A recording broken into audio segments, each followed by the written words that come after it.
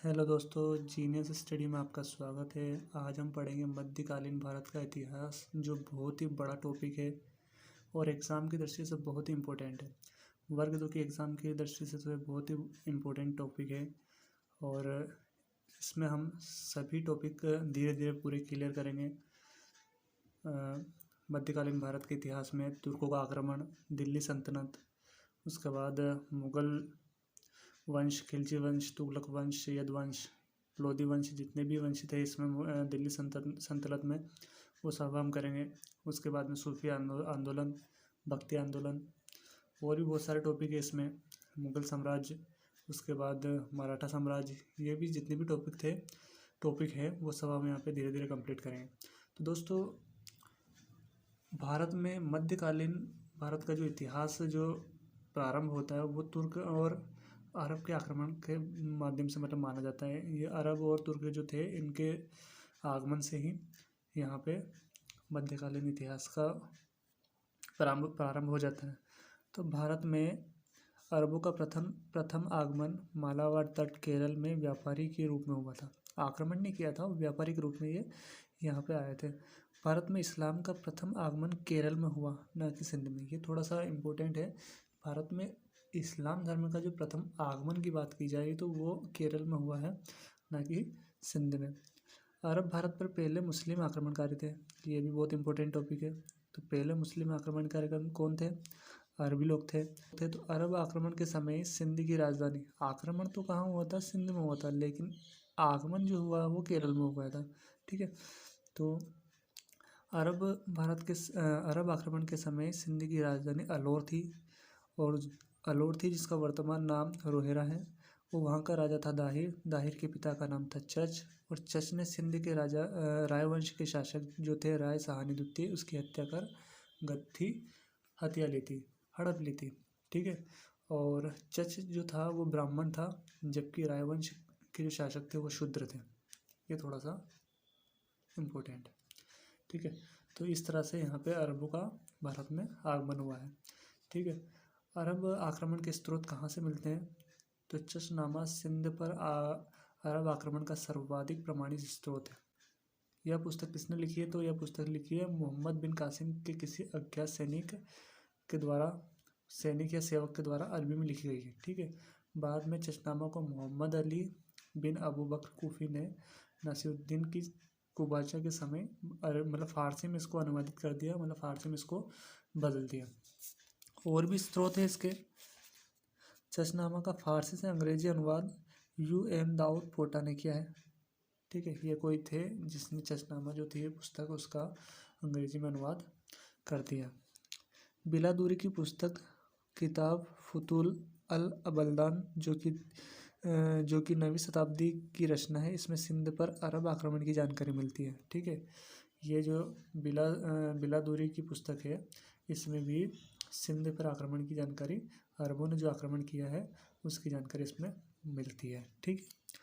मीर मोहम्मद मासूम जो है, इनकी एक पुस्तक है तारीख सिंध, जिससे भी सभी लोग ने जो सिंध पर आक्रमण किया है उसकी जानकारी इसमें भी मिलती है। ठीक है।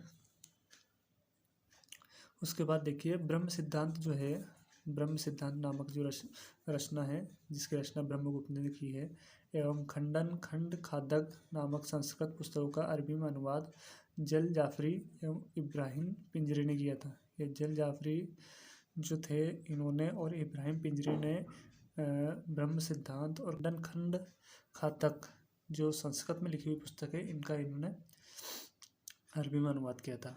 खलीफा मंसूर के समय इन पुस्तकों को विद्वान 8वीं शताब्दी में बगदाद ले गए थे। ठीक है।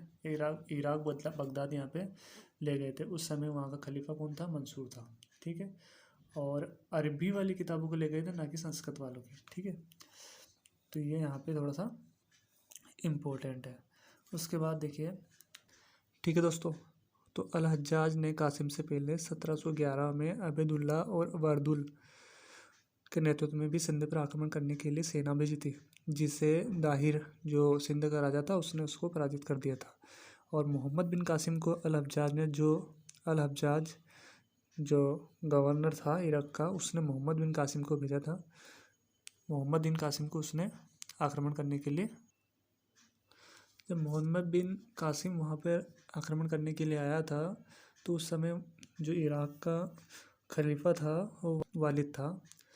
सिंध पर आक्रमण का तत्कालीन कारण था कि समुद्री डाकुओं ने श्रीलंका जा रहे जहाज़ों को लूट लिया और यह घटना देवल बंदरगाह जो कि सिंध के समुद्री तट के किनारे पर स्थित है वहाँ पर हुई। दाहिर ने ना तो समुद्री डाकुओं को नियंत्रित किया और ना ही हर्जाना दिया, तो ये इसका महत्वपूर्ण कारण रहा होगा युद्ध का।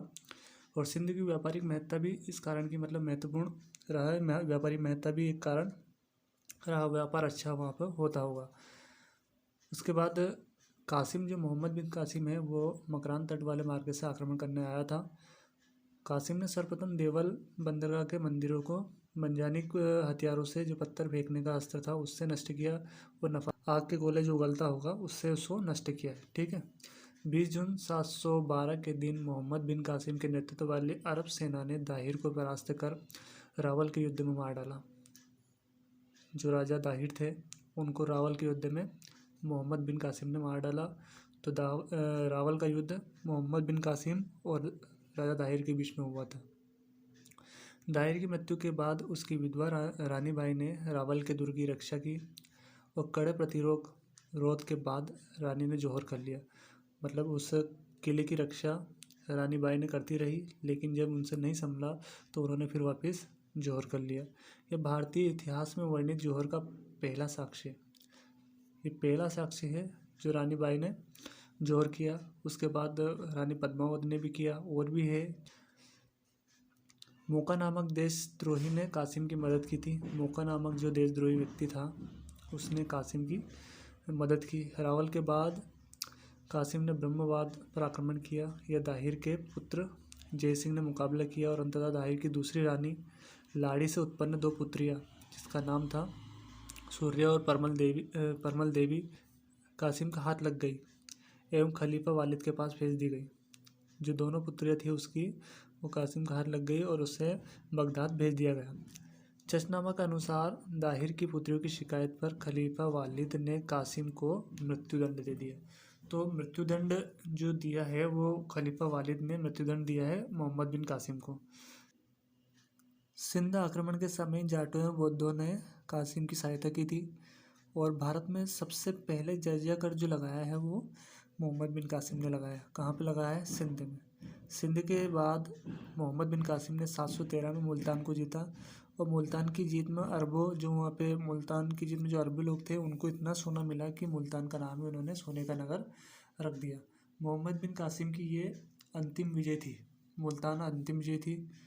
मोहम्मद बिन कासिम ने अपनी बहुजातीय सेना में हिंदुओं को भी नियुक्त कर रखा था।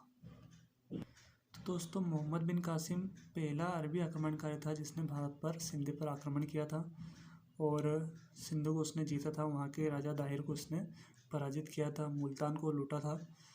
तो ये वीडियो आपको कैसा लगा दोस्तों, मुझे ज़रूर बताएं कमेंट करके। और अगला जो है वो तुर्क का आक्रमण है, जिसमें मोहम्मद गजनवी मोहम्मद गोरी ने भारत पर आक्रमण किया था, जिसके बारे में हम पूरा पढ़ेंगे। और मैं बहुत सारे वीडियो आपके लिए लेकर आऊँगा। मध्यकालीन भारत के इतिहास को पूरा कंप्लीट करेंगे हम, क्योंकि वर्ग 2 की एग्ज़ाम के लिए बहुत ही इम्पोर्टेंट टॉपिक है। उसके बाद आधुनिक काल के बारे में हम पूरा कंप्लीट करेंगे। तो दोस्तों, वीडियो आपको कैसा लगा? वीडियो अच्छा लगा है तो लाइक कर दें और चैनल को सब्सक्राइब कर लें, ताकि मुझे मोटिवेशन मिले और मैं बहुत सारे वीडियो आपके लिए बनाता रहूँ। तब तक के लिए जय हिंद।